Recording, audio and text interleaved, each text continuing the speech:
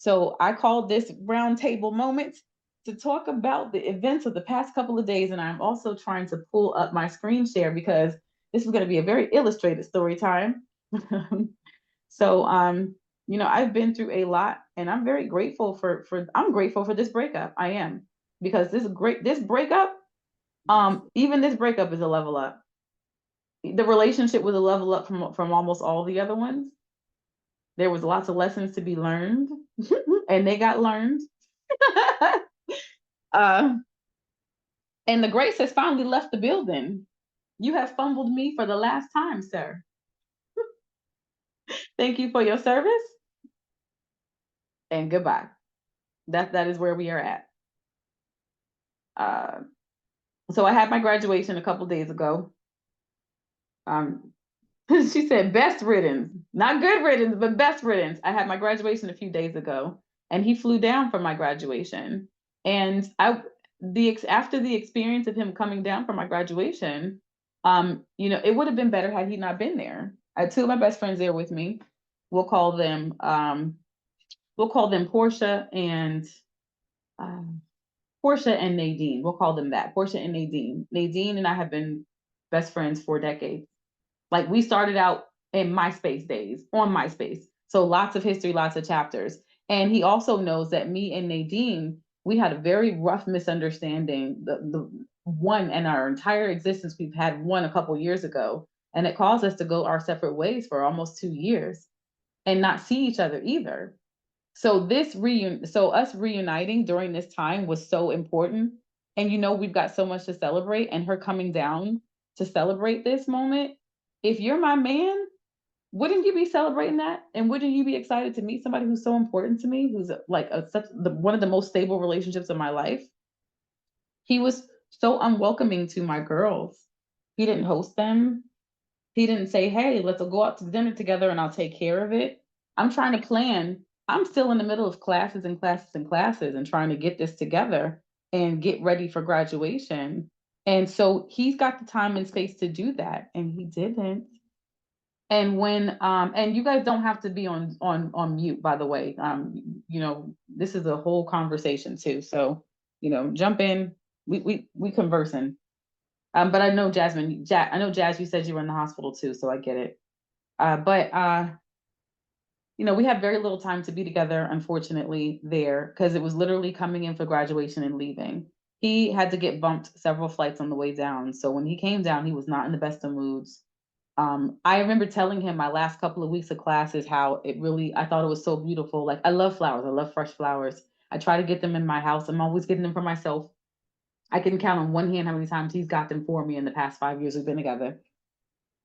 And I remember telling him, I'm seeing my classmates get flowers, and I really love that. Not once did he ever send me flowers to my hotel.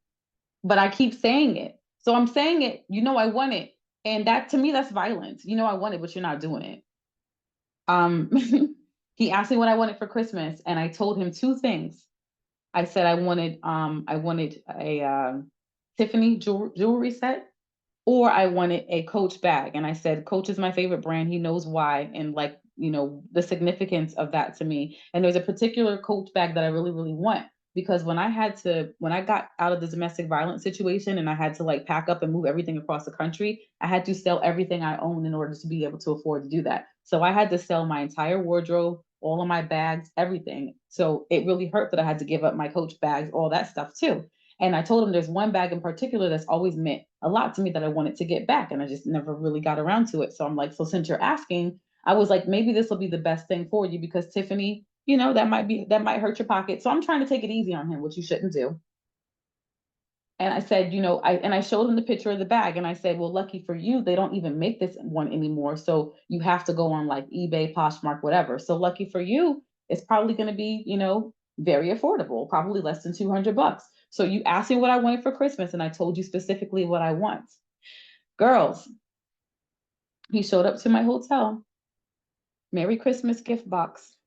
I'm looking at it right now because I just got finished cleaning out the rest of his stuff out of my house and setting it outside. I'm gonna get to them pictures in a minute. And I would be impressed with this gift box if it were presented to me by Madison, my 10-year-old, and Lawson, my 8-year-old, together.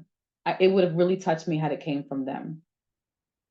This Negro went to a spiritual store in a mall.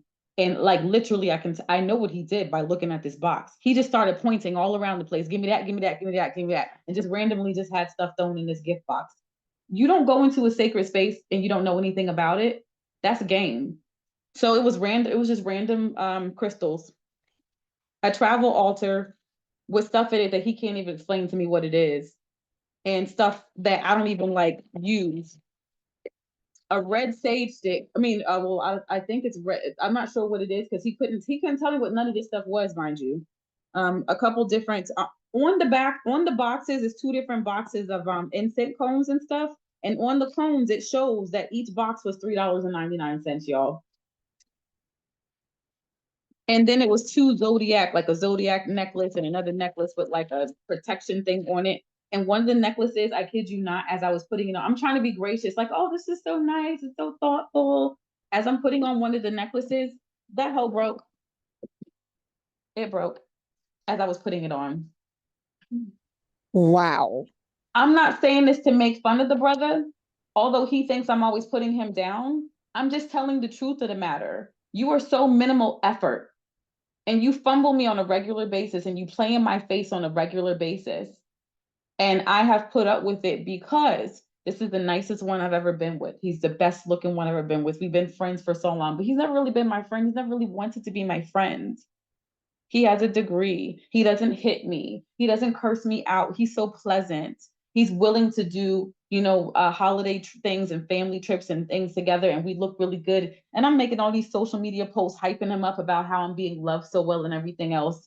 But the truth is, and it always has been, and I had to come to that realization about a year ago, I need to emotionally divest. He's here to help in a way, and I felt like, you know what, it's better than no help at all because at least he's here to help. But the truth of the matter is, you're here to help because you're a homosexual. So What? you, so Wait a you minute, know you back up. What? homosexual. I get it. I just wanted the audience Yeah. to hear your So he's red had his own flag. place. He's had his own place. But the truth of that place is the only reason why he's in that condo is because his ex-girlfriend got that and it was in her name.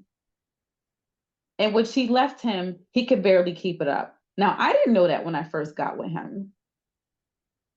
I'm like, okay, this is cute. You got a two-bedroom, but you got two kids, who are sharing that room and whatever. That's another story.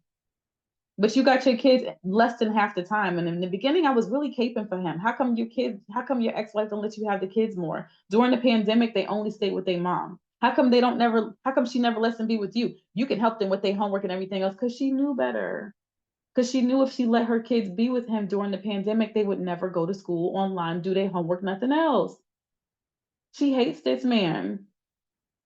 And she also acts like she's always hated me because I was with him.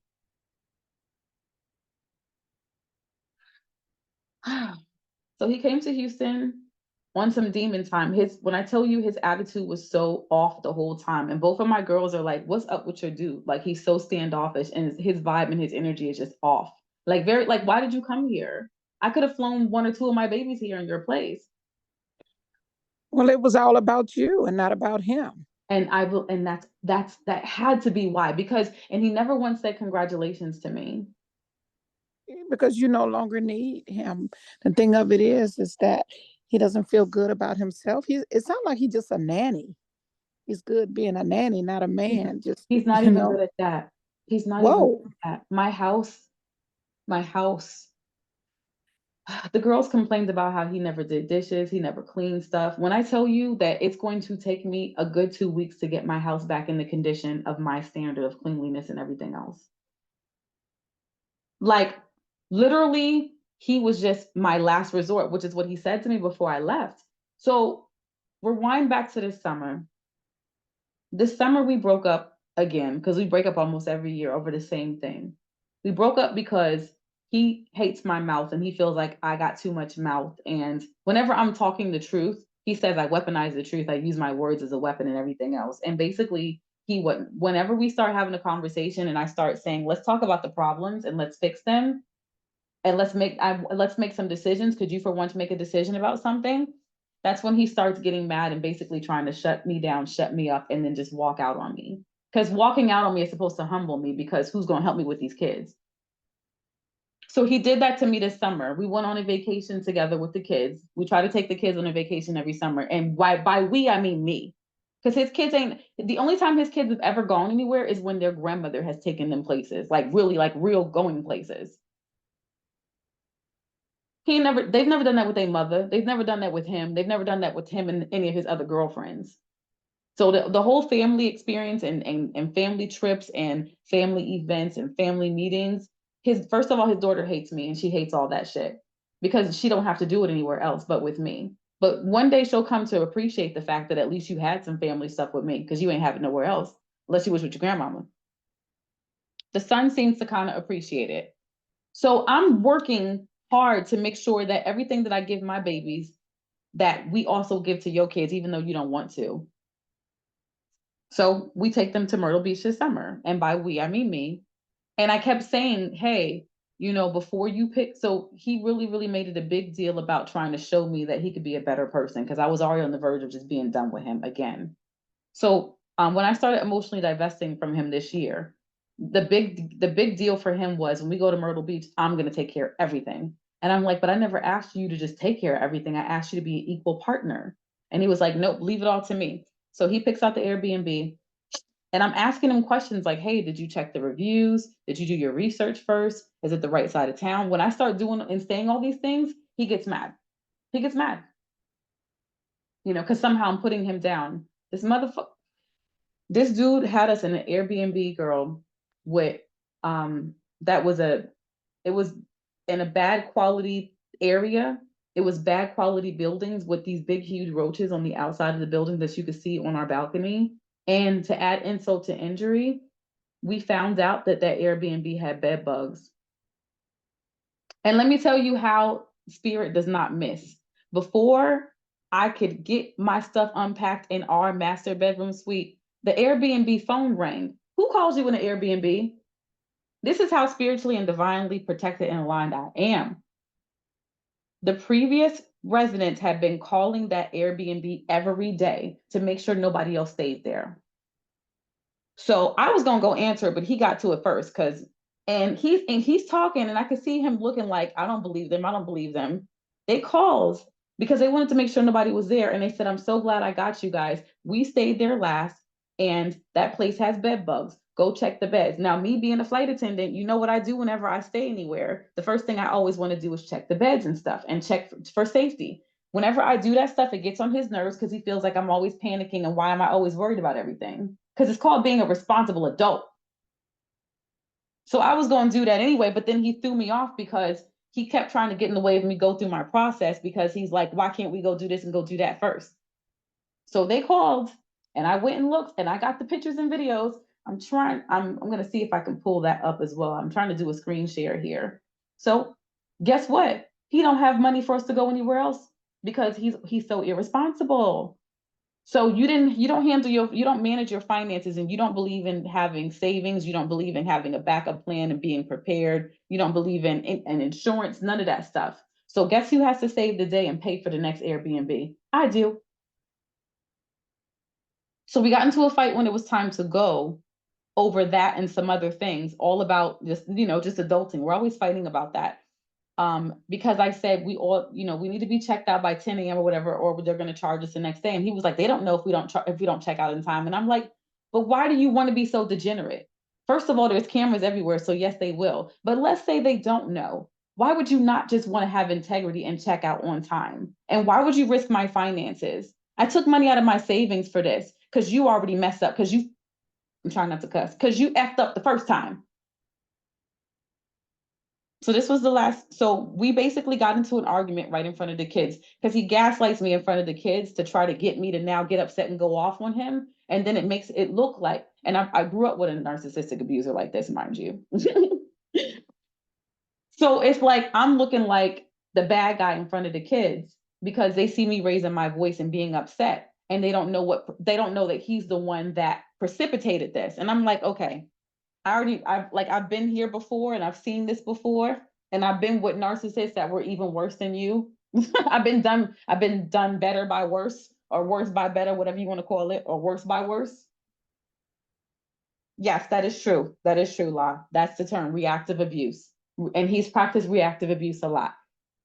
So we had this blow up in front of the kids, and the whole, like, it was like an 8 hour drive home. We're not saying a word to each other.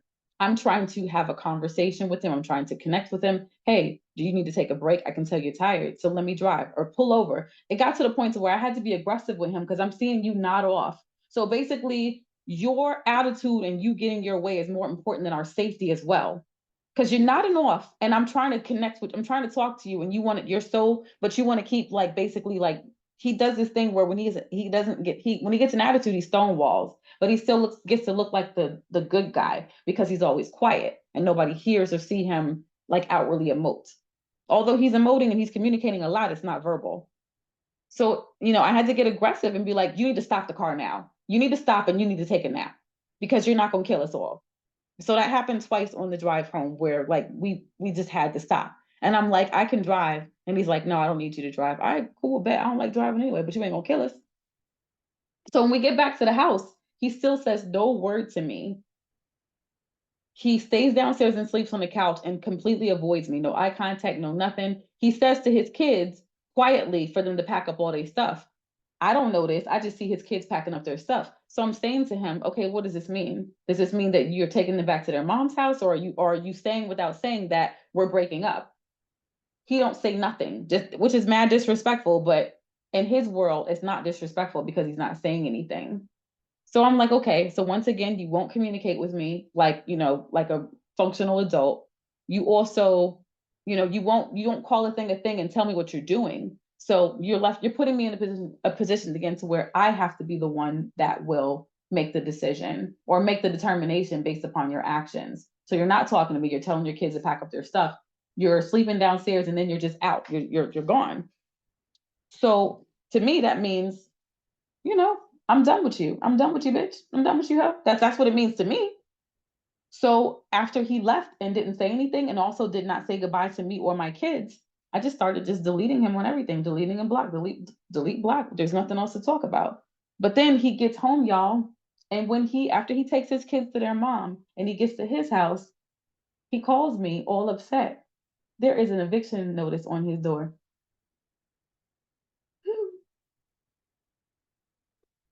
That's what brought him back to my house. There wasn't, he had a 30-day notice to move. I had been telling him for the past year, that he needed to get his affairs in order and that he was going to lose his place. And every time I said that to him, he would say to me that I need to stop panicking. I need to stop panicking all the time because I don't know what I'm talking about. And I would say to him, it's not called panicking, it's called preparation. I'm in real estate school the year prior. And everything I'm learning about in real estate school, guess what? It's happening in real life to him. I know y'all see this right there that I just highlighted. We'll get to that. Oh, damn, damn, damn. I'm gonna have to chop and screw a lot of this video because you can see all the stuff. All the stuff. Uh, so let me stop the share until I get to the point that needs to get to the point to. Uh okay, where did I leave off about this? She said hilarious. It's hilarious and it's also like so sad and heartbreaking. So he had a 30-day notice to vacate. So for the past year, he was getting packages sent to his house. A bunch of packages sent to his house from like Home Depot or Lowe's or whatever. And he had no idea where, like, what it was all about. And I would say, why don't you ask questions? You just keep letting these packages come and you just keep stacking them up in the closet and you don't care to know. No, I don't care to know. And that's his answer to everything. I don't know what I don't care. So one day when I was at his house, I said, okay, while I'm here, you need to call right now and ask and give them the tracking numbers or something. So he called and one of them said, one of the, like, customer service reps said, okay, we don't have any of these order numbers. We don't know what this is. So you can just keep it because it must be a mistake. I said to him then, I said, dude, I'm telling you, that this is the spirit trying to give you a heads up, because they said this is a mistake. This stuff should not be coming to your house. It should be going somewhere else, but it's for your house. Your landlord or the owner or whoever, something, they're about to renovate this place and they're going to put you out. You need to try to buy this house or buy another house, but you need to start looking for another place. And every time I said it, he got an attitude with me. He didn't want to listen to me. You don't never want to listen to the voice of reason. Just like Abigail and Nabal, and what's it? Just like Abigail and Nabal in the Bible. You want to be a fool. So here it is a year later. I've been telling you this for a long time. And he said that his landlord told him he's not trying to sell it. Okay. Well, what he's telling you and what you're seeing is two different things, fool. So a year later, you want to try to get real cute with me. And I guess you must have found yourself a new supply. So you're like, I'm done with you, ho.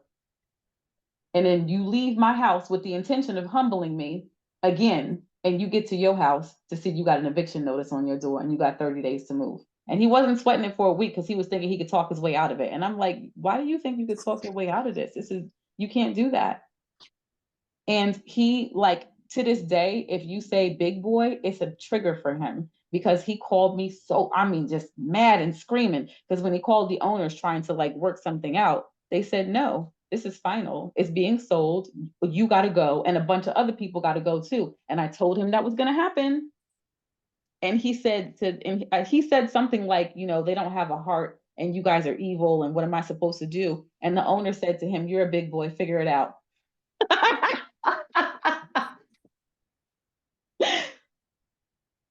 And he repeated that for months and weeks. It really pissed him off so bad. He kept repeating that they said to me, you're a big boy, figure it out.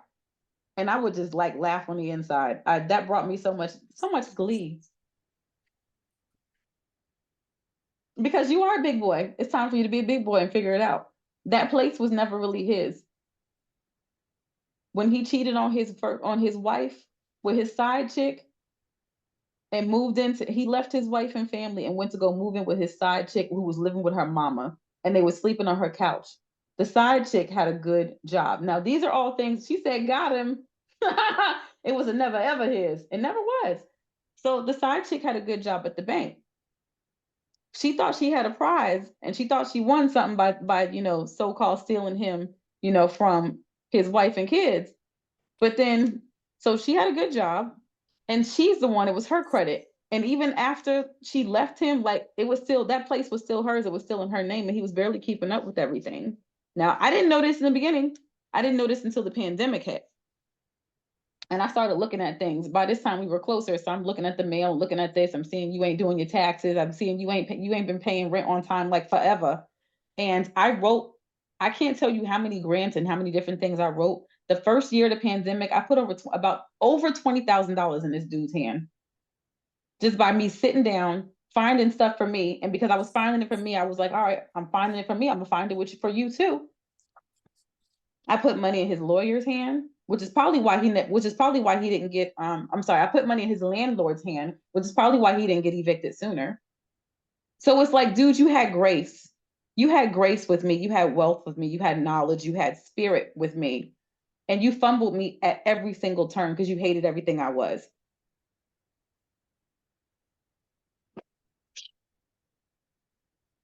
So later on, pandemic calms down, all this stuff, you still ain't handling your business. And all that money that I put in his pocket, I can't tell you how fast he just fumbled all that money as well. You got 2 kids that you really ain't even raising, that you barely have. So you can't blame it on you. You don't have to pay child support because for some reason she ain't never put his ass on child support, which is really foolish to me because he ain't responsible for shit. But she was here at my house to pick him up last night, y'all. We've been together almost 5 years and she has never, ever darkened my doorway, but she drove herself out here to pick him up yesterday, the ex-wife. So, Dad says, see? So fast forward, that stuff happened during the pandemic. You barely keeping up this condo that your girl left you in. So when she found out, basically when the side chick that he loves to talk about how, she's Caribbean and she got a big booty and also she became an entrepreneur. And she started complaining about how she couldn't trust him because he wasn't responsible. And he talked about how she was a hoe and this and that because she started cheating on him. And she started going to seeking.com and getting sugar daddies and stuff. Good for her. And then she left his ass there. And and probably leveled up. And that just really broke him. He act like she just really broke his heart. So when I met him and I got with him, that's where he was at, in that place, and all heartbroken and whatnot, and still talk, still singing the same song about how she did him wrong and this and that. But that's karma. And when I told him it was karma, it really pissed him off. So and then here comes me. We're in a relationship, and it seems promising in the beginning. Fast forward to where we are now. He played in my face for almost 5 years. He told me a couple of years ago, one time when he was drunk, if it wasn't for all them babies, you would have had a ring by now. And when he told me that 2 years ago, that was a defining moment for me. That's when I knew this Negro don't want you. He don't like you. He's a homosexual and he just wants a mommy he can fuck. So that's when I was like, okay, you got to have your exit plan. You don't really have anybody else on your side. You don't have anybody else helping right now with the kids and babysitting and stuff like that. You need to level up financially so you can hire help and kick his ass to the curb. And that's what I've been trying to do the past couple of years. So I started out with Spirit, then I went on to another airline, and then the one that I'm with now. And he comes down to my graduation, not celebrating me, nasty attitude, all that stuff. Christmas, I set it out for my kids. It was over 100 something gifts here, good gifts for my kids. His kids had a raggedy Christmas and they had to sit here in my house watching my kids have good gifts. And he gave them like 4 or 5 raggedy ass gifts: a pair of sneakers, a basketball, a sweatshirt, some shit from Five Below. I kid you not. And I felt bad for them kids. Now I got them both one good gift, but those are his kids. And I also told him, you know how I take care of my kids for Christmas every year. And this Christmas, your kids are going to be in my house. Do not embarrass yourself and do not have your kids feeling bad and mad at my kids because my kids have a good Christmas and they don't. And that's exactly what he did. That's sorry as hell.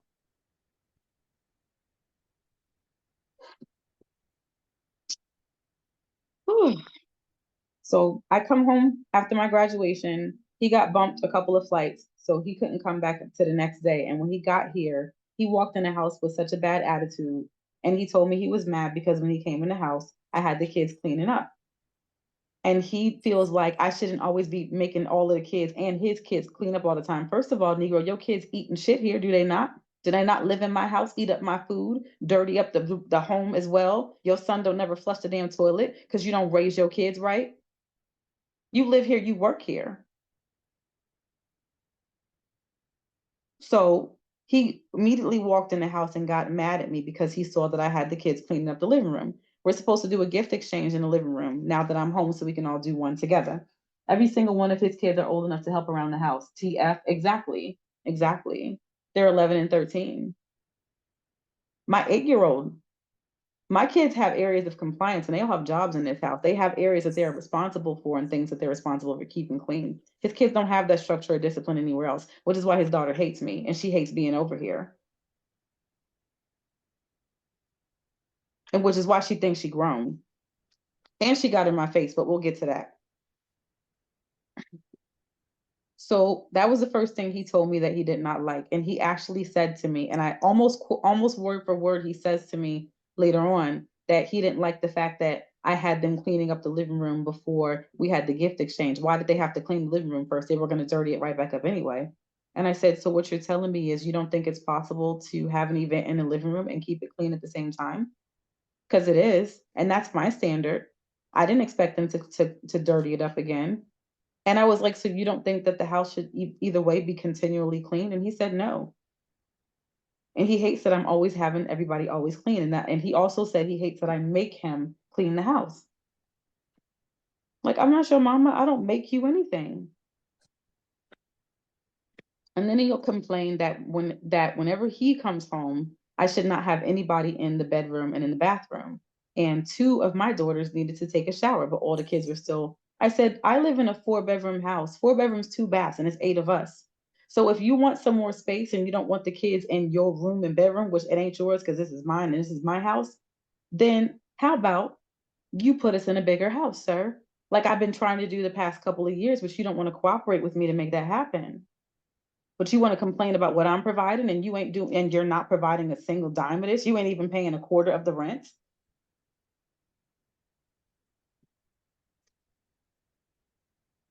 So he also went on to complain that the very final straw for him was when I was downstairs in the kitchen with the girls and his daughter was complaining about her skin discoloration. And she has like major self-esteem issues, but with a father like that, who wouldn't? So whenever she's around, although I know she does not like me, I'm always trying to gas her up. And even when I do that, it makes her angry, but I still do it. And I know why it makes her angry because she ain't getting it nowhere else and she don't know what she don't know. So I'm in the kitchen with the girls. He's in the kitchen fumbling around with something at the table.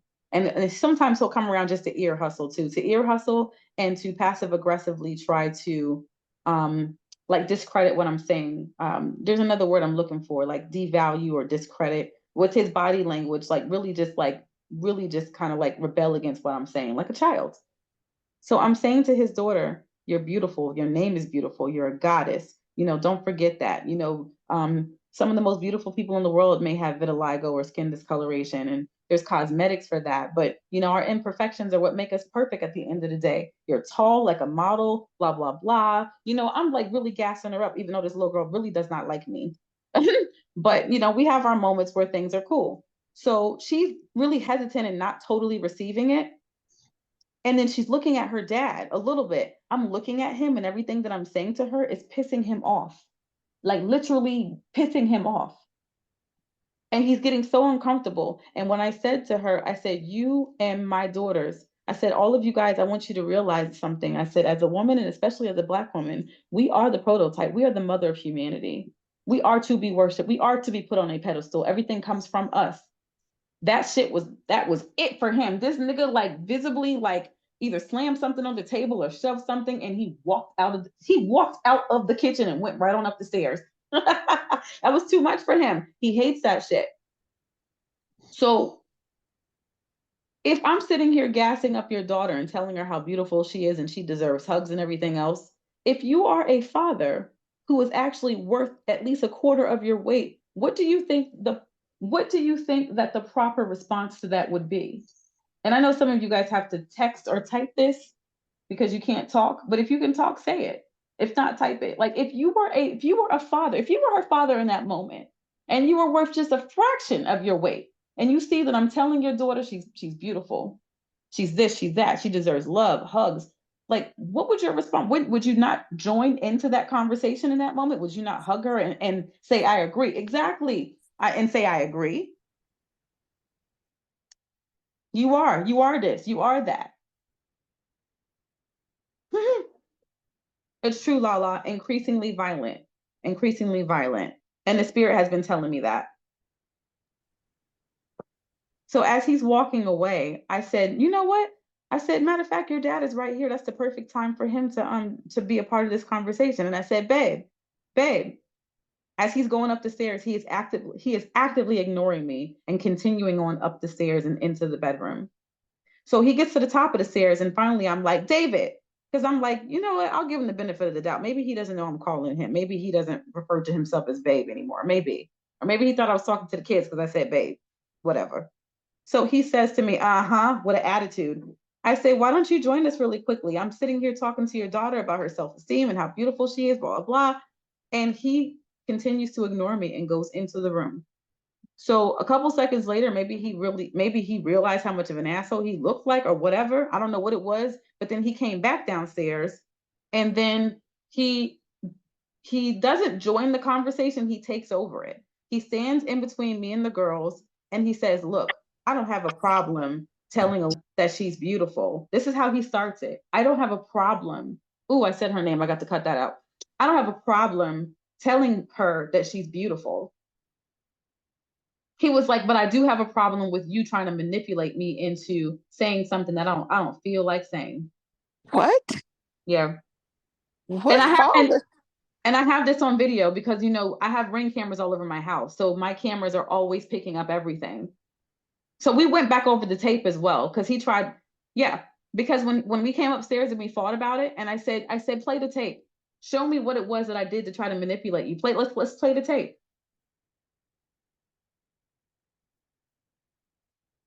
So he accuses Just me so I'm clear, uh-huh. just so I'm clear, Mm-hmm. sewing into his daughter's self-esteem is something he has no desire to do. That's what he said. He didn't Just feel making like sure doing I'm it. That's what he said. And later on, he tried to explain he didn't feel like doing it because he wasn't in a good mood. And I said, so what you're telling me is that that doing something like this as a parent is predicated upon your mood. And I said to him later on, when we were fighting about it later, I said, so if that's the case, then why wouldn't you have responded to me and just said, hey, babe, I need a minute. Just give me a minute. It's been a long morning. I just flew in. Just give me a minute and I'll be back down. I said, you're a liar. Because if that was really the truth, if that was really your truth, you would have communicated that. You actively ignored me and you walked away. And then you came downstairs on demon time ready for war. And then on demon that he, time. yep. So he said to me that the reason why he came downstairs and he said it the way he did, first of all, what healthy adult ever tries to start a fight in contention in front of the kids? He said that he didn't appreciate me calling him out and that what I was doing was not positive. It was just me trying to call him out and me trying to make him look bad. I said, how does it make you look bad for me to ask you to come downstairs and do something good? And he said that, and I said, so what you're telling me is that a person can be manipulated into doing something good? And he said, yes. And I said, I'm tired of you playing in my damn face because you're the one with the degree, okay? You have the degree, not me. So ain't no way in the world you're this damn stupid. You're just committed to being the way that you are. So when we were downstairs and he said, I don't appreciate you trying to manipulate me into saying something I don't feel like saying, he said this in front of the kids. So then I said in front of the kids, I said, so David, what you're telling me is you don't feel like telling your daughter how beautiful she is and giving her a hug and everything else. And he said, I'm not going to let you manipulate me into doing it. And I said, but I'm not trying to manipulate you into doing it. I'm asking you to join me in doing it. What is wrong with that? Here comes his daughter. Now, you know how, like, let's say you're at work or maybe you're in school or something and you really want to cuss somebody out or beat them up, but you know you can't. So you're angry. So now you're doing that angry cry and you got your fist balled up and you holding your breath like, girl, like that, like, girl, you better be glad I can't. This is how his 11-year-old daughter started coming at me. Her energy was so violent. It was so, bitch, if I could right now, I will fuck you up. That's the energy she came with at me, Here's the defending cold her blooded father. thing. Here's the cold blooded thing. And Huh? I started saying this last night when me, you, and the other Mm-hmm. young lady were Mm-hmm. talking. Um, she's trying to get her father's approval, however she can. Absolutely. Mm-hmm. She actually is a daddy's girl, and daddy hates her. Yep. She wants to be, and he really does. We'll And talk about so even if it means I'll fight. Here we go again, like I said mm-hmm. before. Even if it means I'll fight your proxy war, Yes. or I Yes. will fight your war by Yes. proxy. Will you love me now? Mm-hmm.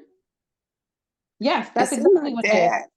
It seemed like the dad have a lot of female tendencies going on. It seemed like there's some, I don't know. I mean, most women, and even the conversation he's having with you, I've had in the past, you there, taking care. I mean, how many men would love to have a woman pouring into their daughter, and, trying to build her self-confidence. Not only that, even calling him out on his issues, because a lot of times we as women are broken or dealing with childhood issues because of our fathers Yep. and their behaviors, because they never get called out or they Yep. never want to get the help like counseling or to be called out, because the minute we as Black women, the Mm-hmm. Black mom, get this, telling our significant others what's wrong with them and how our Yeah. relationships can be better.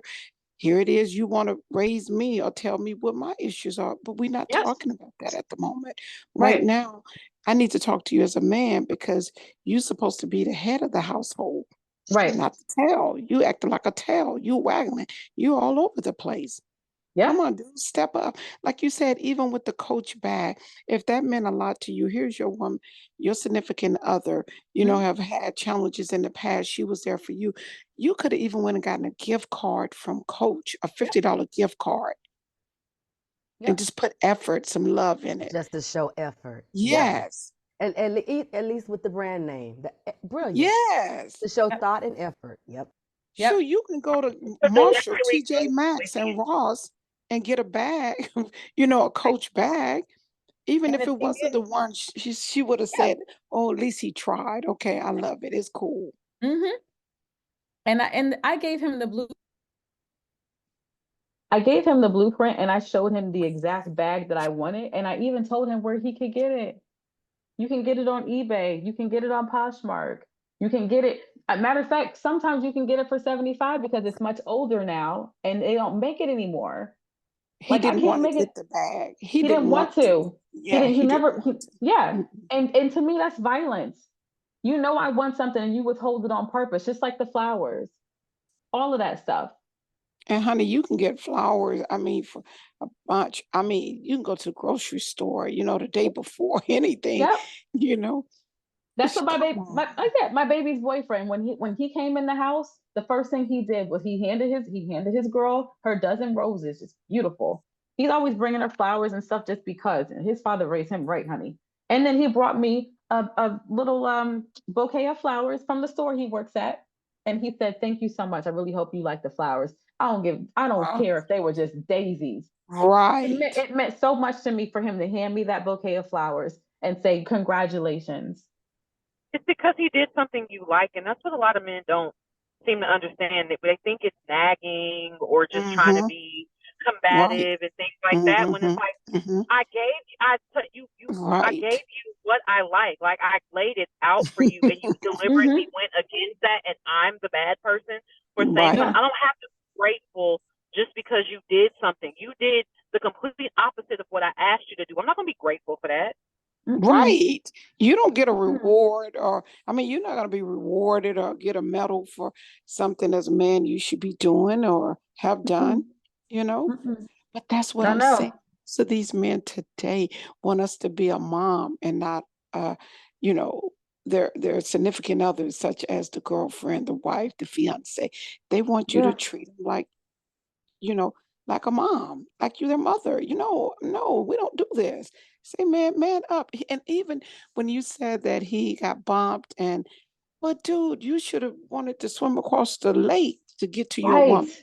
Right. You should have been like Right. smiling. It doesn't matter, A darn dude. Right. tower, slay a dragon. Yeah. We Yeah. had we had hundreds of people coming from all over the world for this graduation. Lots of them got bumped because they all had to fly standby.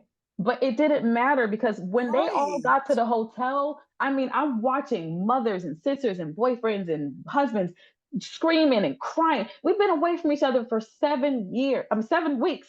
It felt like years. It really Right. did. 7 weeks. I have not seen my children. I've not seen my so-called man.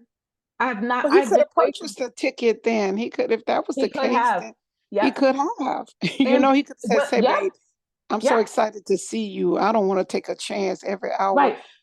moment we have Yep. together. I want to maximize on that and I want to enjoy it. But instead, you get there and because it was your day, it wasn't even about Yeah. him. I mean, it was Yeah. about him. Most Yeah. definitely, he was inconvenient because, he got bumped or, he was nagging, Yeah. and he wanted to rain on your parade. He did, and I mean, and he tried his best, but the universe really protected me. God, the Holy Spirit really protected me from the energy because by the time he got there, it was so late. Only like we didn't really. So I had already made dinner reservations for myself that night, and I'm like, we're going to. I really love Brazilian steakhouse, so there's one in that city that I think is specific to that city. He had an attitude about that, attitude about the money. He made it a point to tell me later on, a couple of days later, that the Uber itself was $77. I don't give a damn. First of all, $77 for Uber ain't nothing. And if that's a problem for you, then level up. So whenever I say, then that means we need to make more money. And I always say we because I'm so careful to try to not like say things that makes it seem like I'm attacking him, although I'm not. But I'm not that girl anymore. Like this relationship has pushed out the last. I may have had 15% pick Misha left in me, but this right here helped purge all the rest of it out. Dark divine feminine goddess is here, honey.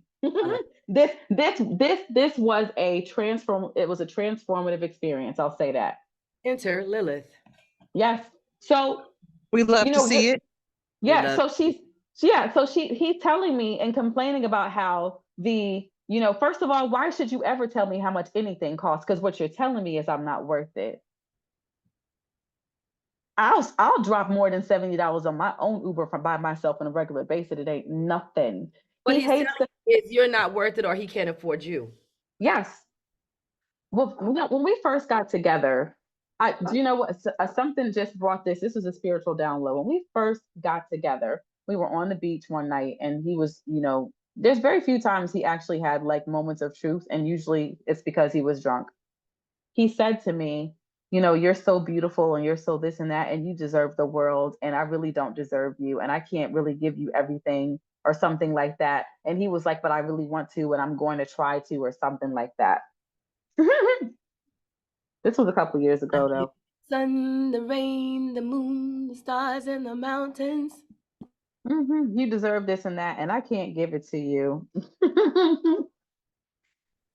It's not that you can, it's that you don't want to. Because I make a way out of no way for me and my babies on a regular basis. You would never know I'm a single mother of 4. You wouldn't know it. What if it's that he was actually, like you said, a drunk? Well, it's been said a drunk speaks a sober mind, right? Yeah. Uh-huh. What if that was and is the truth? However, comma, it started out as I can't do these things, but I will try, and turned into because I can't do these things, I will find reasons for you to not deserve it. It's true. Ooh, wake it up. Wake it up. That's it. It It's like he started to, became resentful of what he couldn't do, and instead of leveling up and doing better, he took it out on you. And the yeah. 48 As laws if of power. from jump, this is who I am. This is what I expect. That's in the 48 laws of power. Yep. Despise what you cannot have. Yep. Yep. You know, um, our biggest arguments and disagreements, the entire relationship has always been around, I say it is possible, and he says, no, it's not. I say it needs to be this level, or this is my standard, and he says, why?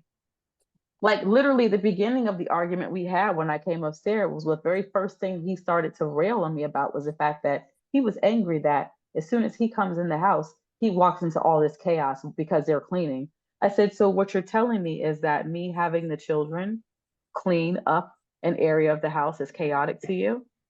And he says, yes, because why can't they just have a good day? And I'm like, okay, so what you're telling me is that a good day means a day where you can just live in filth. It's okay for them to have, first of all, you don't respect the rules of my home because you know that nobody is supposed to eat away from the table. And I come home after 7 weeks to see my house destroyed. I can't even sit down in my living room because I see crumbs all over my couch, my ottoman. I see crumbs, I see popcorn around my damn fireplace. There's popcorn on the floor in front of the TV, around the TV, and whatever else. There's laundry all over the couch. But that's a good day to you, huh? Because you're just able to do whatever you want to do. And it's filthy. And he tried to defend it. It's not filthy. It's not a big deal. And so he shut down the argument basically by saying, you know what, we are never going to agree. Fundamentally, we're just not in the same. And I said, you're right, we're not. I said, we're not, because you are accustomed to when you're okay with having a lower standard of living. And when I say that, then again, I'm attacking him and I use my words as a weapon and everything else. And I'm like, okay, so be it. So I'm looking at him and I'm saying, okay, D, so where do we go from here? Where do we go from here? Because we keep coming back to this place over and over and over again. This is and I said to him again, I said, what do you want? What do you want? And he says, I don't know, but I know what I don't want. I said, okay, fine. So what that sounds like is you don't want this and you don't want me and that you're done with me. So just say it. Uh-oh. Are you real? But he refuses to say it. Oh my gosh. Boy, stop FaceTime. Why is my son really FaceTiming me? Stop.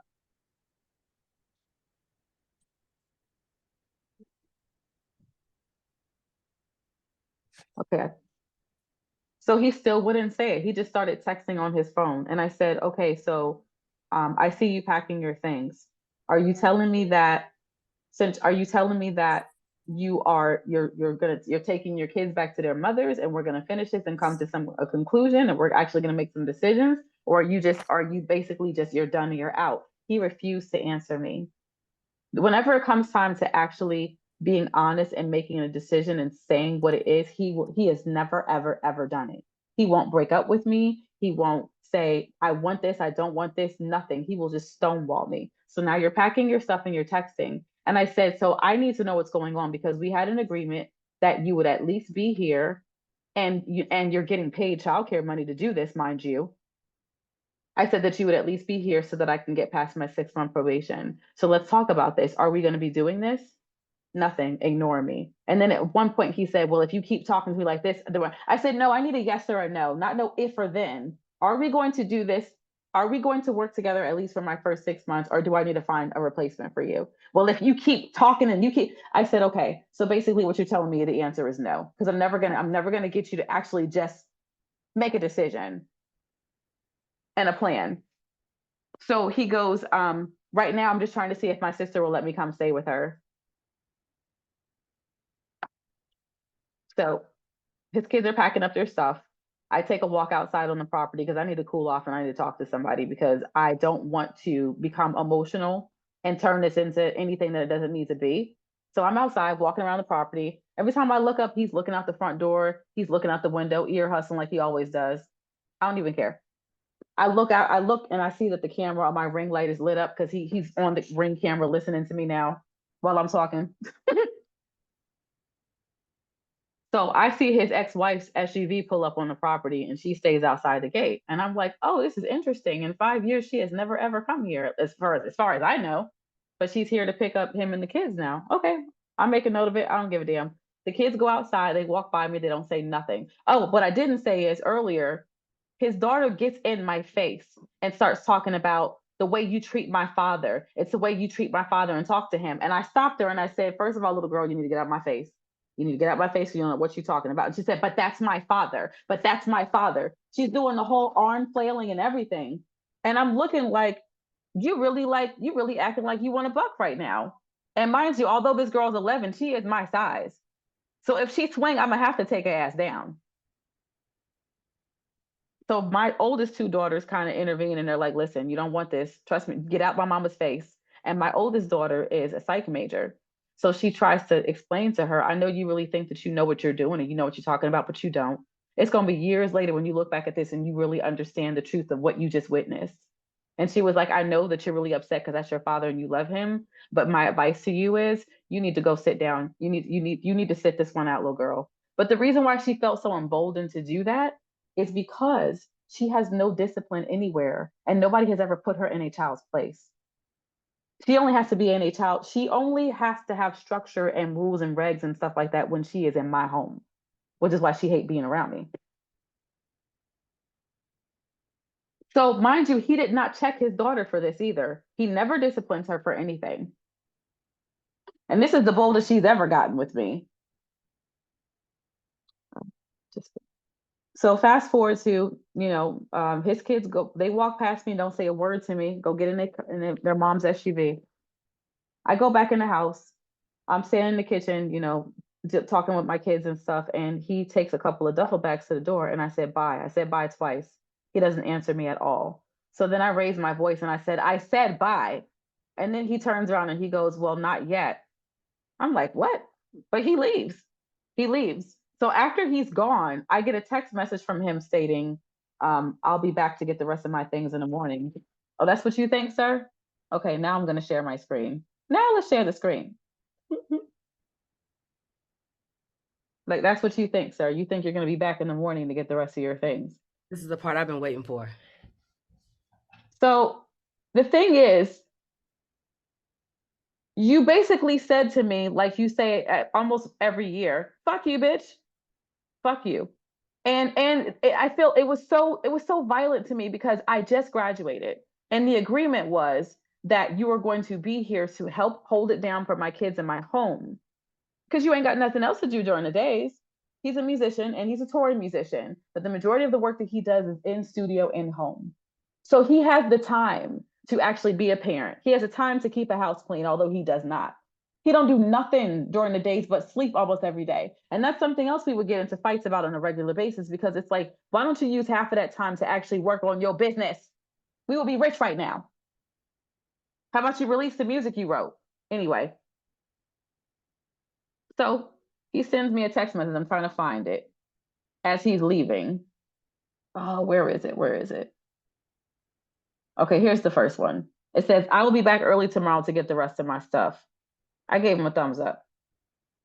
I don't really have time to respond or say anything else in that moment. And it's probably not healthy for me to say anything else in that moment either. So when I had a moment to kind of like breathe, I said, actually, I was on the phone with Lala and she was like, say these exact words, because I was going to say a whole bunch of other stuff. So she was like, tell him your things are going outside right now. Get it at your earliest convenience. So that's what I said. Mind you, this dude never has more than 5 words for me. We never talk on the phone. He's not my friend. He doesn't want to be my friend. We don't talk. We barely text. He likes to do text messages and voice messages here and there. But whenever it comes to having like real conversations, nothing. Now you got all these messages for me and you blowing up my phone and you FaceTiming me. Now the thing I still don't understand is, how was he able to FaceTime me when he has an Android phone? Can somebody help me with this? So now you're sending me all these messages. Wow, seriously? What did I say that was wrong? I said your things. So basically what you said is fuck you, hoe, and fuck your job. See how you keep your job without me. I'm out this bitch. That's what you said. That's what you communicated to me with your behavior and your actions, and you just dipping. But you think I'm supposed to still be your soft space to land and your studio equipment and your speakers and the rest of your raggedy clothes and shoes? That's pretty much all that he had here was a couple of studio pieces, a couple keyboards, sneakers, some Timbs that I bought him, and I kept them hoes. Sure the hell did, and I'll put them on eBay tomorrow. So everything here that he bought, the very few things, I was supposed to be his storage space. So fuck you, bitch. But still be of some service to me. Give me some service and courtesy until I can get back around. So he's like, wow, seriously, please don't do that. If it rains and ruins my stuff, that'll be bad. I can't even rent a car today. That has to wait until tomorrow. That sounds like that sounds like a personal problem. It's time for you to be a big boy. Rent a car. You a big boy. Right. You're a big boy. Thank you. So then it says, he says, this is angry and petty of you on a level that's surprising and very disappointing. It's raining as we speak. Why should I care if it's raining outside? And mind you, I made sure that when I had my kids put all his stuff together and put it on the porch, except for one thing. One thing I put out there myself, I didn't want the kids to see it. Well, my college student and her boyfriend, they saw it though, and we had a good laugh about that because they helped me set it up. So they put all the heavy stuff outside, but all the electronics, I did him the courtesy of making sure that that was close to my door and underneath my awning. I did do that. But that's more courtesy and care that he's ever given me. That's more courtesy and care that he's given my entire household these past 7 weeks that he neglected. So, more messages. This is the most messages I've ever gotten from him in one day. And the phone calls back to back and the FaceTime. And I'm not answering none of it because when I'm done, I'm done. So he's like, you're trying to turn this ugly now? Are you serious? My thing is, what do you mean am I trying to turn this ugly? This been ugly. You've been ugly. You've been on demon time. So I'm in my room and I'm looking around and I'm in the closets. I'm all over the house and I'm trying to gather up all of his things. I go to the top of the armoire in my room. And when I get to the top of the armoire in my room, I'm like, what is this heavy behind thing? It's so heavy. I could barely move it. It's like a dead body. This tub right here. It's like a dead body. If only I had a drum roll. If what? I said, if only I had a drum roll sound effect. Y'all, he had this in my room. This was inside that box. That's his preference right there. That's his preference. You got me. What about it? Like something that y'all was using together? Like it was just hidden? No, it was hidden. Oh, that box that I could barely move. This box right here. I opened it. This is what he had in my bedroom.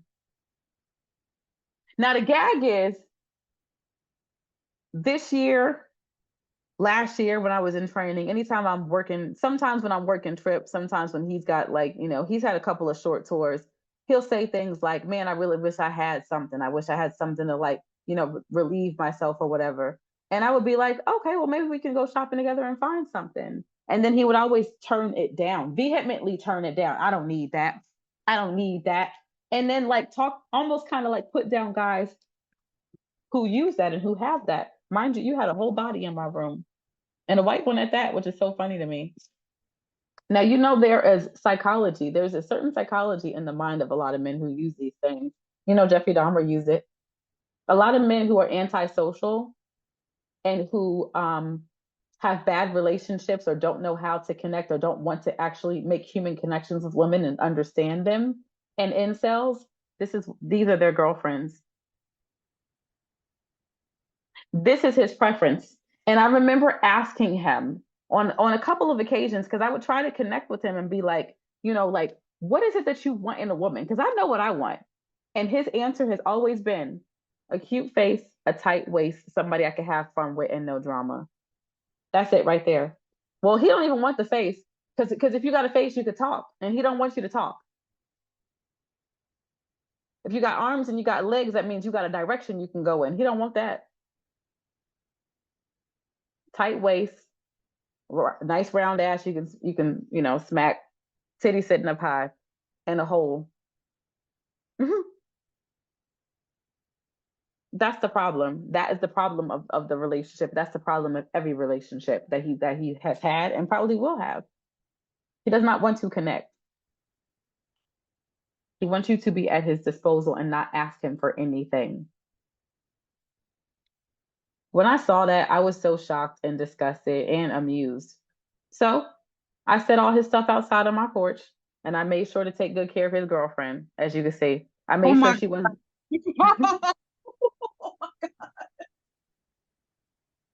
Oh my God.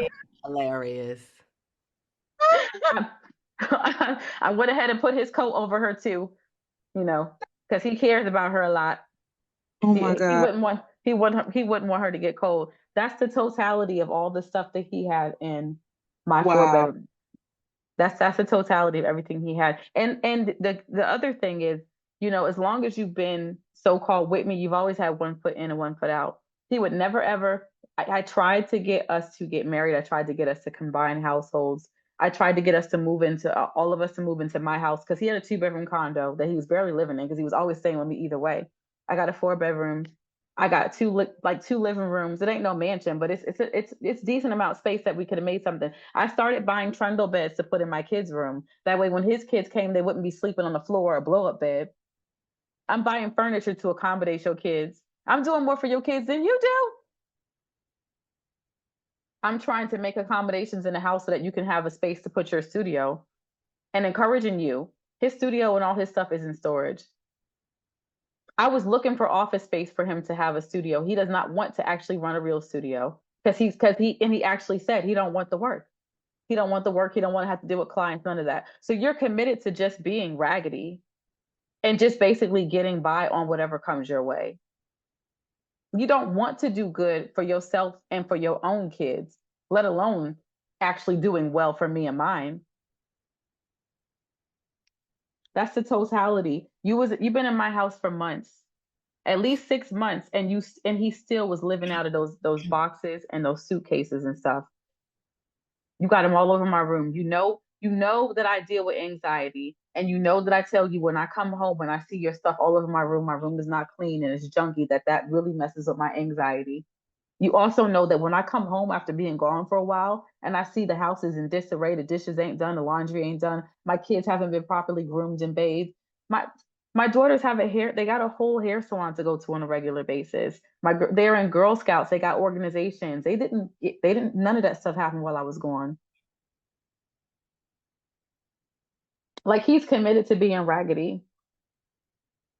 So when he texts me, so 3 o'clock in the morning, me and my kids are in my room. Like, we watched the Barbie movie together, finally, because he refused to do it. So we did. And Michaela's boyfriend, she was looking for it. He really was, so God bless him, his soul. He lost his mom last year. Such a beautiful woman. So whenever he comes around, I try to give him a lot of mom energy, and he seems to really appreciate it. And I think he appreciates being able to like be in with us when we're all watching movies and snuggling together and stuff. It's so sweet. So it was nice to have him here too. So 3 o'clock in the morning, apparently there was some things happening outside my house, and I didn't hear none of it. None of it. So I woke up at 5 to go to the bathroom, and when I woke up at 5, let me find it. He sent me a message. So let me go back to the beginning of this message then. Alrighty, so it is like I'm leaving a voice message now. It is 3:09 a.m. and I'm sure you heard all that racket because the cops were knocking at your door, and apparently you were ignoring them because you don't sleep that hard. But go ahead and check the front door cameras. I brought the police and I was out there and I got everything that you brought outside, but it's not everything that I have that's there. So I will still be back in the morning, and I probably will be with the police again because I don't want any problems.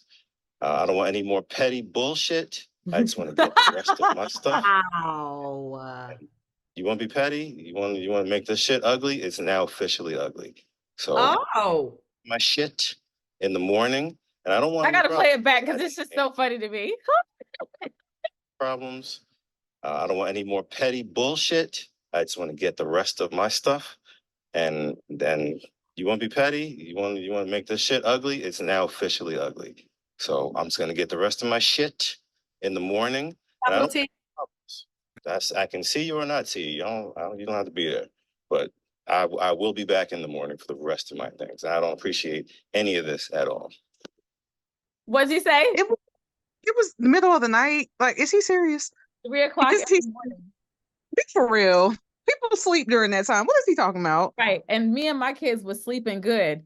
Talk about I'm sure you heard the cops out there. So I guess it took him that long to find a ride to come back and get his stuff because it wasn't his ex-wife. Because when I looked on the video, it was some guy, it was some black dude in like an SUV that brought him back up to get his things. So here goes one of my ring cam videos. Let me zoom in. What'd you say? I said, let me zoom the heck in. All right, so here goes ring camera number 1. He is cute. Hey, Mr. Listen, I didn't even hear my doorbell.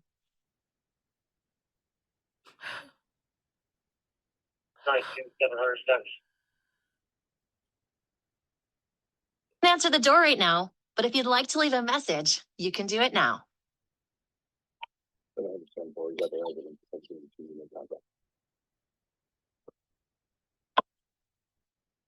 You hear that light knock? Oh, that. That was a little cute knock. He wasn't trying to bother me.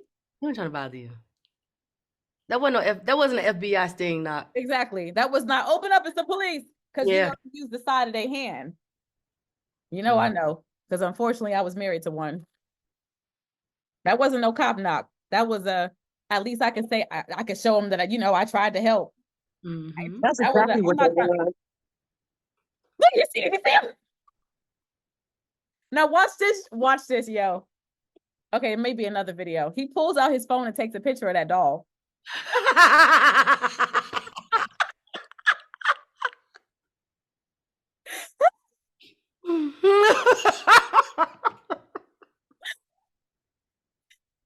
He was not trying to bother me.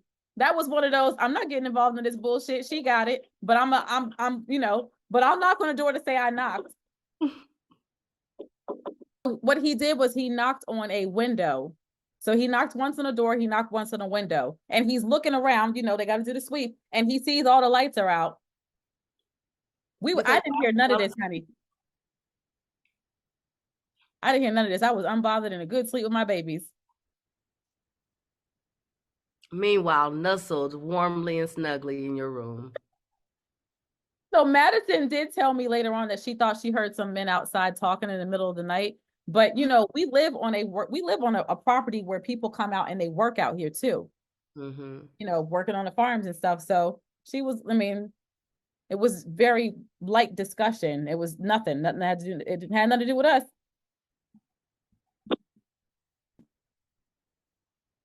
Okay, let me go back to the other one because I want to show the other one where he's actually like standing there for a second staring. Is this the one? No. So I thought there was a video that showed him like standing there, and the first thing he touched was his girlfriend. All right, let me go back. Maybe it was the other one. The very first thing that he tended to when he got out there and he noticed it was his girlfriend. Not the girlfriend. Yes, he did. He went ahead and covered her up. Protect her dignity. He literally covered up the doll. And to me, yes, and to me that says a lot. It's a doll, but you felt the need to protect. You felt the need to protect your to protect your Silicon Valley. Doll. Oh my. Yes, he needed to protect his Silicon Valley more than he's ever protected me. Valley, somebody. Yes, more than he's ever protected me. Oh, Valley. Like, you see? Did you see? He put his hand on her. That's the very first thing he touched. Wait. I missed it. I'm trying to get my stuff together. Mm-hmm. Trying to knock it over. Yeah, he tried to, but she popped back up because it's heavy. It's heavy. But that's so interesting to me. A snapback. Yep. She got that snapback.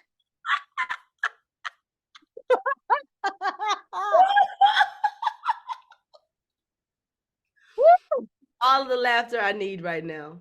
It really is. Mm-hmm. All right, you ready, Jazz? Yeah, I'm ready. No, Jenny, this is in the way. Why is this in the way? Get out the room.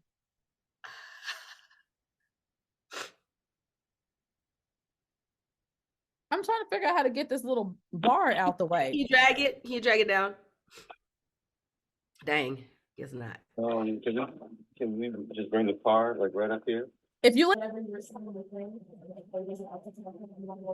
wow, I forgot about that. Can we just bring the car like right up here? Yeah, that's your problem. Okay. Did y'all hear that? Did you hear what the cop said to him? No, what'd he say? All right, let me try to. Oh, I keep thinking about that. Hold on, honey. Because I'm hard for me to talk to both of y'all.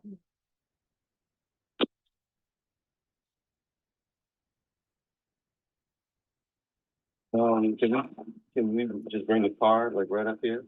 Yeah, it's your problem. Okay. Did you hear what the cop said to him? It's your property. Girl, yeah. Girl, yeah. Now they know it's not his property. On his word, he was supposed to get the police to drag you out of the house because it's his property. Yes, that's what he tried to do. Word. That's what he tried to do. And when they said, yeah, it's your property, I really think they was mocking him because they know good. Here's what's going on now, though. You have proof of his attempt at weaponizing the police against you. Right. Because he also left you a voicemail threatening you that, okay, you want it to be ugly. Now it just got ugly. Yep. You know, I'm so for putting me in a position to lose my job. All of that shit. He is officially a part of the Fuck Around and Find Out Club. FAFO. FAFO, congratulations. You are the newest member. You have graduated to my FFU list too. Forever fuck you. So to be later. So they're conferring with each other. They know that's not his property. And I really think that when they said, sure, it's your property, it was to mock his ass, but his dumb ass, he didn't even realize it. Because if they believed it was his property or he showed proof, it's absolutely protocol that they would have tried to wake me up or tried to make entry. Yeah. And he got a key. He got a key to the house. He never tried to enter until today. We'll get there in a minute. Oh, yes, girl. Yes.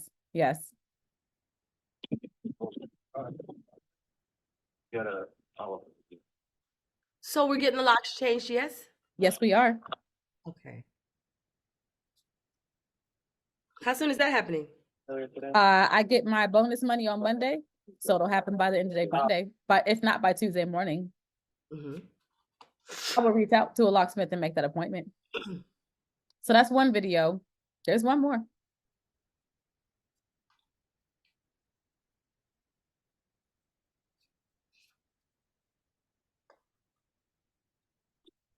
It's basically the same thing. The cops are so nice to help him with his stuff. They were very nice. Yeah.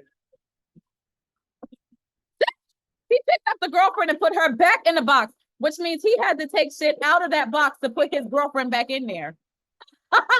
I filled up that box with other shit. Protect her dignity, baby.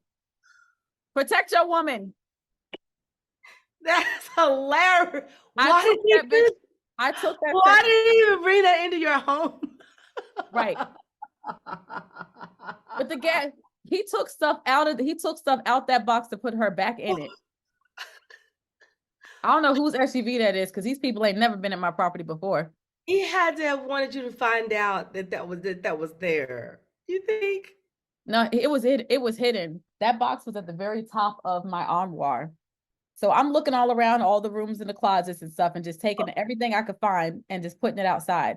And I just when I went to move that box, it was so heavy. And I just thought to myself, it's so heavy, like a dead body is in here. I gotta find out what's in here. I opened it up and I got the shock of my life. The thing that's so crazy is this is how degenerate these ex-wives are, though, because I can't tell you how many times in the past 2 years alone he said to me that when I'm away, he wished he had something. He wished he had something, to play with. And I would say, well, okay, that's kind of fun. Maybe we could spice it up and like we could do some shopping together. And I actually got him a little sleeve in his gift bag for Christmas. I got him. And that's why he was so disinterested in it. He was very disinterested in it. Because he had something bigger and better. Yeah, right. In your room. Exactly. Wow. And so he, let me get this right. He would always turn it down, and then he would also kind of like make these comments kind of looking down on guys who use those things. Meanwhile, you got a whole silicone girlfriend in my room. Who knows how long he had it? Who knows? Let that sink in.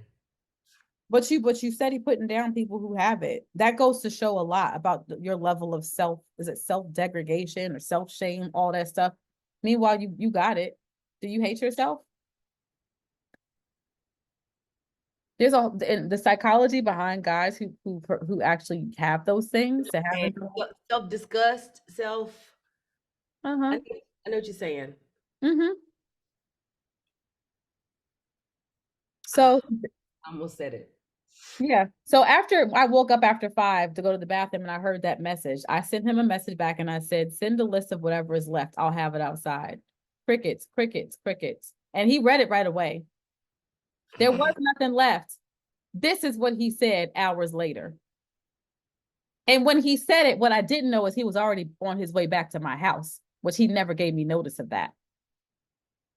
If there's any shoes left under the bed, I need them. Also, a black thermos cup may still be there. Anything in the downstairs. A thermos, girl. First of all, I don't line shoes under my bed. I actually have shoe racks. This is how degenerate his ass is. I have 2 shoe racks, and I used to say to him, shoes go on a shoe rack. Correct. And just because that's the correct thing to do with your shoes, he would put them under the bed anyway. That's how fucked up, that's how much of a fucked up toddler he is. So I'm going all around and I'm looking for everything. And there was nothing left in the coat closet because, as you can see, his couple of coats I set it outside, which were not in the coat closet, mind you. They were thrown all over his stuff, which was thrown all over my room. Because he don't ever hang up his clothes and things like that. You just a slob. Whew. So this is what you thought she was gonna come back later on with the cops again to get a pair of shoes and a thermos. I'm thinking there was gonna be. I knew there wasn't gonna be nothing because I did a clean sweep of the house. I knew there was nothing left. So you coming back? You coming back later with the cops to get these shoes, huh? There was literally 2 pair of shoes under my bed. A black pair of sneakers that came from Burlington for $25. Ask me how I know. And then a pair of boots, like those duck type boots. Both of those shoes, the combined will be a total of $50. You didn't need to come back for that. However, I was going to bag them up and just set it outside the gate later on. And then I'm looking around and I found the black thermos cup, and there's actually a water bottle too, and a couple little things like a nail clipper, some liquor. That's it. Like he didn't have nothing left here, nothing to come back for. So I sent him a message back and I said, any items found here that you paid for, because mind you, there was them Timberlands I bought him and they still sitting right here. I'm putting them on eBay. I said, any items that you found here that you paid for outside of the property by 1,700 today. Please leave my childcare money and your weekly rental amount for your last week here on Tuesday morning before 12 o'clock. Additionally, please present me with your plan for my vehicle repairs by the end of next week, as in January 24th. No answer. As I'm saying all of this stuff, this nigga is walking in my house. And I didn't know it.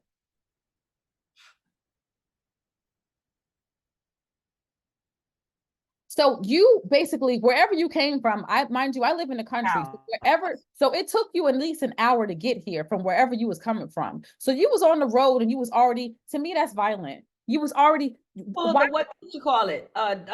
Jackson dude on you. Huh? The Jackson, Keke Palmer's baby daddy.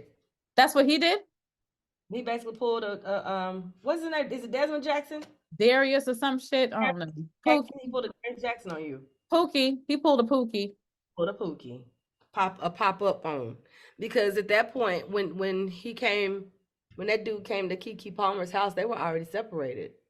He didn't have a right to be in there. He just popped up on her. Yep.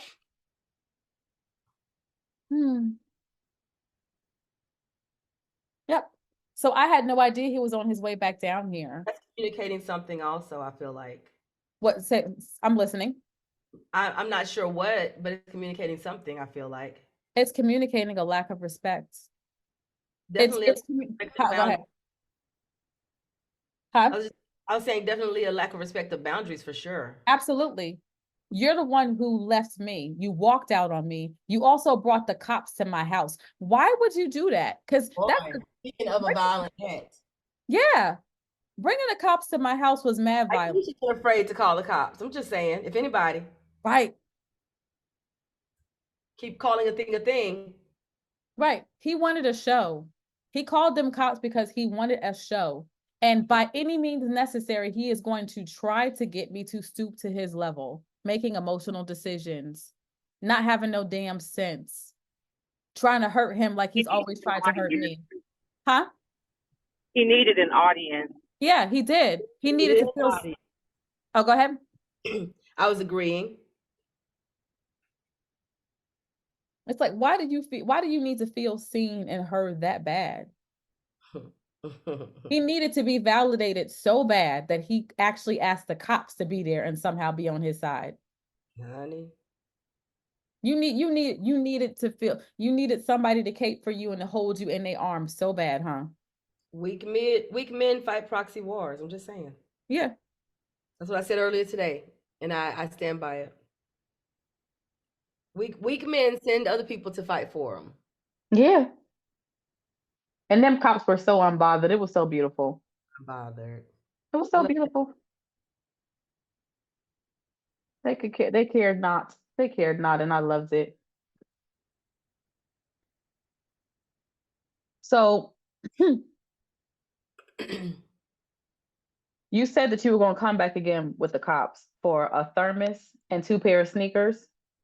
So I'm in my office. I'm on the phone. I forgot who I was talking to, and then all of a sudden,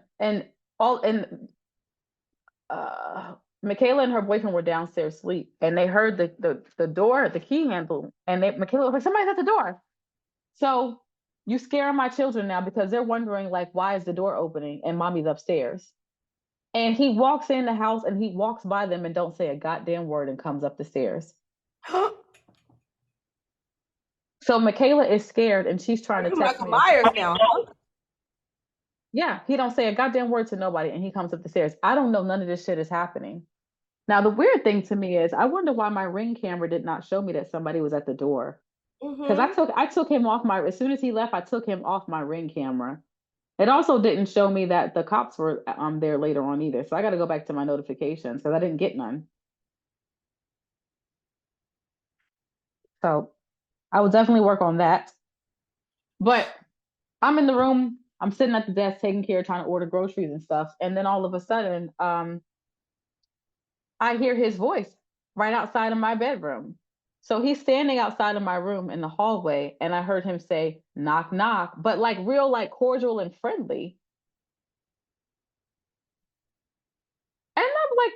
You got to be fucked. I said, what are you doing in my house? No, I said, how did you get in my house? Mind you, he's still in the hallway. And I'm sitting at my desk, so he can't see me. And he never got to fucking see me. Because I didn't let him in my room. So he's standing in the hallway. And I said, I said, how did you get in my house? He said, because I used my key. I said, okay, you need to get out my house right now. You can leave my key and you need to get out my house. And he was like, well, I sent you a message that I said, I know you did, but you didn't message when you were coming here and you don't need to be in my house. I said, you can get out my house right now and I will send your shoes and your cup right outside. I told him to get the fuck out my house. He went downstairs and he stood in my fucking kitchen instead. I said, get the fuck out my house. So you're standing in my kitchen. You ain't saying shit to nobody. Now Michaela's confused. Like, why is he just standing here? Michaela comes upstairs and she's like, what's going on? I said, I said, tell Lawson and your boyfriend to come here. Tell them both to come here. I'm gonna give them this bag to take outside. And she was like, he's not outside, he's in the kitchen. I said, I told him to get the fuck out my house. You know what? Here's the bag of shit. Call the boys so I can give it to the boys and the boys can give it to him and then he can go on about his business. So By the boys, you mean? By Lawson and Rolando, my son and her boyfriend. Mm-hmm. So I had two bags, one that, you know, basically had the shoes in and one with the cup. And so I handed it to the boys. The boys gave it to him. And then I heard him say to the kids something like, well, I guess I'll see you guys, like something awkward, like I'll see you or something and bye. So when he left, why did Lawson start clapping his hands? Wow. So I came downstairs after he left because I'm like, you don't get to fucking see me. That's game, nigga. Like, fuck you. You brought the cops, like, you really tried to bring hell to my door and then you're going to try to come back on some piece shit, talk about knock, knock. I already know what the fuck he was going to try to do. No, nigga, when I'm done, I'm done. What was he going to try to do? So by the tone of his voice, when I heard him say knock, knock, it was very friendly. He was going to try to reason with me because this is what they like to do. Any type of emotional connection that these fucking parasites can try to keep, because here's the thing, he probably still don't have shit. He probably doesn't have anywhere to sleep or anywhere to go. So he was going to try to reason with me and weasel his way back in, or at least weasel his way into where he still has an option and I'm still his friend or something like that. No, I'm done. The grace has left the building. I nothing you. I nothing you now. I don't love you. I don't hate you. I nothing. Right. It. I nothing you. Get the fuck. Oh. Yeah. You get the fuck out of my house. Oh my God, that just hit me so deeply. Mm-hmm. What they say, the opposite of love isn't hate, it's indifference. Indifference. Yeah. Because I tried to create a family. I tried to help him level up personally. I tried to help him level up his business. You see me leveling up personally. You see me going to therapy. You see me slaying my past demons. You see me overcoming, you know, stuff that I grew up in that's so toxic. You see me overcoming in my finances and hiring a financial counselor. And you don't see the need for it, but because I have one, I hired him for you too. And you know, I cut that shit a long time ago. You see me working on buying a house. But you think you're gonna be in my new house, but you ain't actually helping me buy the house. You see me working on my credit. I'm doing all of this stuff to continue to improve my life and level up for me, level up my kids' life, putting my kids in programs. And I'm saying, here, put your kids in it too. And you won't. But then whenever I'm taking my kids to shit and you hear, or you got to take my kids, then you want to try to weasel your kids into the shit, but you don't want to actually fucking do the work to enroll them in that shit too. You see me getting shit for my kids, but you think you're gonna skim off of the shit I'm getting for my kids for yours? He ain't shit. He is committed to being ain't shit. I'm taking my kids on trips and vacations and shit. And I'm saying, okay, let's do this together because don't your kids deserve it too? And you got an attitude. When I say words like deserve and stuff like that, that shit angers him. And one of the last things he said when he was like up in here going off and damn near yelling at me about shit, talking about that's all you care about is the best, the best, the best. And that's what you want me to say. That's what you wanted me to tell Elise. I'm gonna spend all my money on you and give you the best, the best, the best. That's what you want me to tell you all the time too. And I'm sitting here looking at him like, wow, go off, sis. Speak your truth. Speak your truth. That's what you really mad at. Okay, thank you. Because I never ever said spend all your money. That's not what I said. But cool, sis. The defining moment of that argument last night literally sums up our whole relationship from day one to today, never again.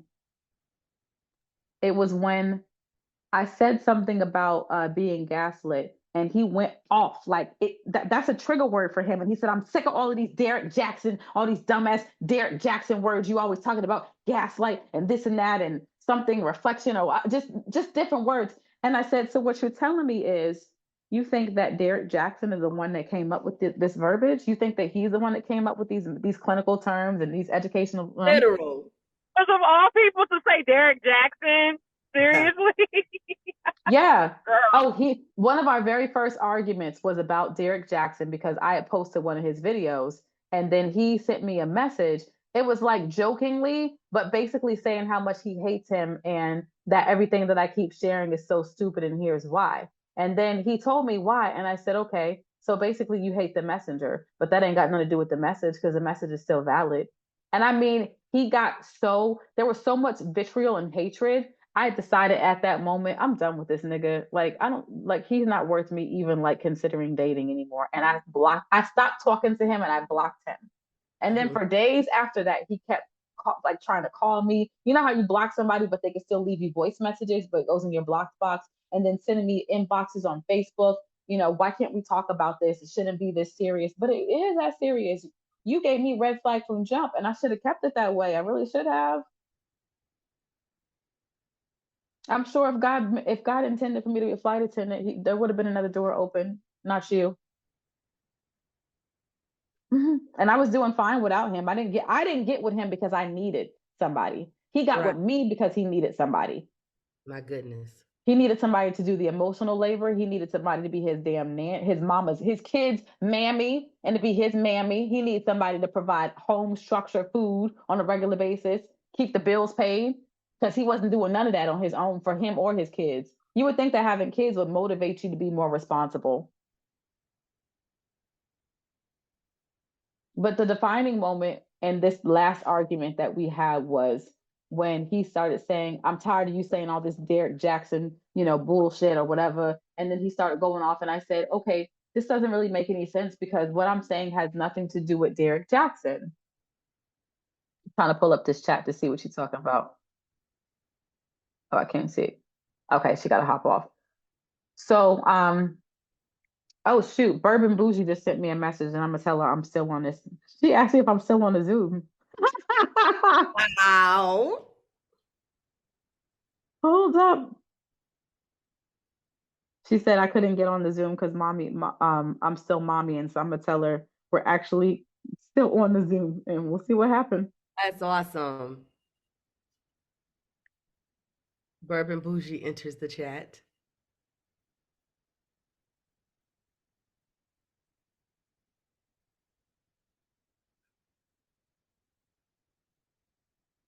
Okay. I just let her know we're still on, so if she can, she can. But she said something about mommying is mommying, and I get it.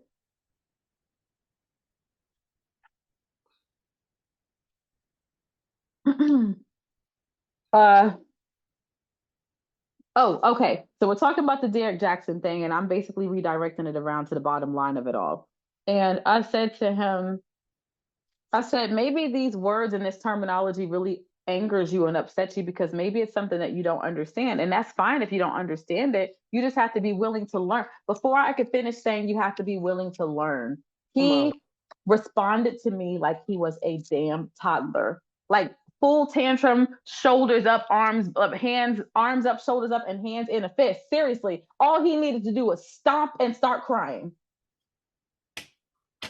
And he said, I don't have to learn it. I don't have to learn a goddamn thing. And he said, I don't have to learn a goddamn. And then he stopped himself. I said, no, don't stop. Don't stop. This is the first time all day you've actually been truthful. And I said, thank you. Thank you for finally somehow finding the courage to just tell the truth. And I said, this is the summation of our entire relationship right here. You don't have to learn a goddamn thing. And that's why we'll never be beyond where we are today. And that's why we keep having the same. And then he said, my problem is that I don't know how to let stuff go. And he considers it a superpower for him that he knows how to let stuff go. And that's when I started reading him for filth. I said, you really think, Z, that it's a superpower that you keep letting things go? I said, the whole totality of your life at this moment is because you always let stuff go. Either you handle things or things handle you. And you always let things go instead of handle them. And that's why you are literally homeless. That's why both of your vehicles are not running. That's why even when you get another house, you're not going to have utilities for a while. Why? Because your PSE&G bill is over three or $4,000 because you just kept letting it go.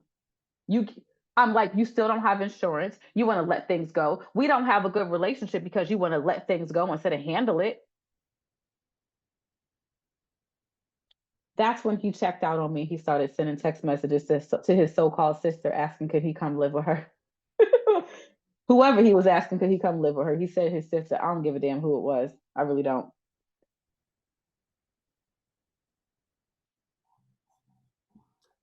To quote a once upon a time at least popular YouTuber, honey. I don't know how popular she is now. I don't know either.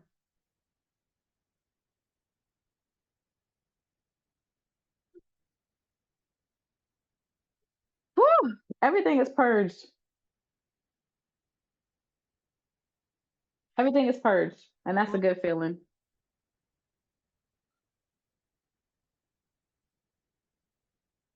It is finished. Wow. It is finished. Come on, resurrection. It is finished. No, that was the crucifixion. My bad. Hey, there is a crucifixion and a resurrection in this. You guys get ready to leave like right now? No. If you're leaving in a couple minutes, yes, I'll walk with you. I just need to go to the bathroom and change my clothes, okay? So just give me a couple of minutes. Are you being invited to something by your Yeah, the children? kid. Yeah, they're gonna go walk to this some new place that's close to us apparently that they really like to walk to. I'm like, all right, that's cool. We can do it. Aw, the children like you. I know. This feels good. This feels good because growing up, I didn't like my parents. I didn't like my father. This Oh, go guy ahead. doesn't like his mother. Yeah. And you know what's interesting? Here it is again. I married another iteration of my father. Each Wow. one has been different. But the way that he does not like his daughter and he does not like his mother, and he hates when they want hugs or affection or to talk to him. I can't tell you how many times he's complained to me. He recoils. When his daughter tries to hug him, he literally recoils from her. And he does the same. Whenever I try to hug him, he does the same thing. What? Yes, he hates women. He does not like his own daughter and his own mother. So what did I think I was going to get from him? Watching the way he treats the both of them. He avoids them both. He avoids them both. He wouldn't even open his own home to his mother when she was coming out of the hospital and needed a place to recover. I had to punk him into doing it. Oh shoot, he's right. I have fronted him out and put him in a position and made him look bad because he lied to his family and said they asked him, can she come and live with him for a little while because they knew he had a condo and that he was never living there. He was living with me. And he lied to them and said no, she couldn't because it wasn't safe. But he told me the truth, which is he did not want his mother in his house. And I told his cousin, he's lying. There's nothing wrong with that place. So she called him back and called him out on it. And then next thing you know, he had two bedrooms and his mother stayed in the living room and all her stuff, he never invited her into either one of the rooms. Not his room, not the kids' room. And the kids never lived in that bedroom. Never. And anytime he went there, like between gigs or something, just to that's the only time he ever went home was like in between like services or gigs to just stop to change something or take a nap. He would get mad before he even walked in the house because he knew that as soon as he went in there, he was going to have to talk to his mother and complained about it.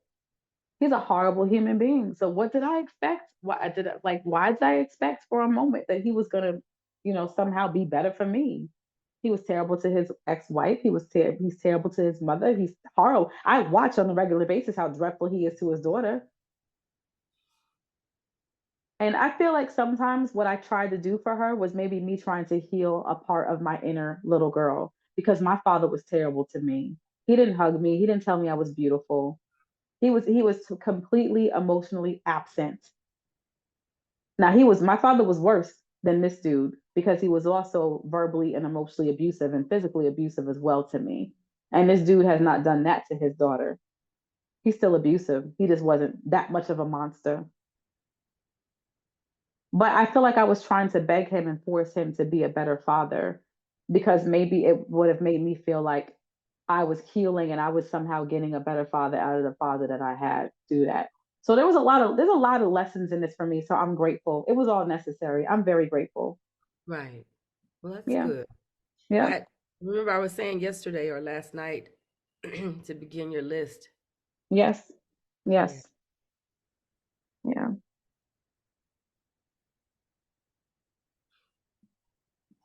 I'm gonna go on mute for a second while I answer a business call. All right. I'm gonna end this, but of course we can talk later on too. I've got to run to the bathroom. The kids really want me to walk to them they want me to walk with them to some food place. So I'm gonna do that. I need to exercise anyway. I gotta take this call. Okay, bye. All right. Love you. Bye.